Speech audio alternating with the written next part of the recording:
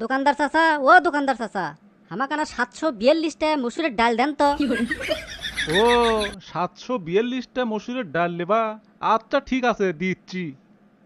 আজ ধরো 200 গ্রাম মসুরের ডাল। কি কোন চাচা, 200 গ্রাম ডালত 742 পিস হবি তো? আরে পাগলা, না হর কি আছে? আমার বড় বেটা গুনে দেখছে 1 কেজি 3710টা হয়, সেই হিসেবে 200 গ্রামত 742টা হবি।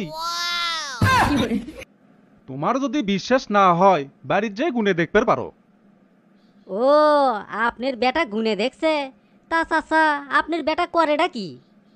হে হে হে, আরে পাগলা, আমার বেটা তোমার লাকানি আকাম্যে, কলেজ বন্ধ, পাড়ার আড্ডাও বন্ধ, ওই জন্যে বাড়ির বসে থেকে এগুলো করে।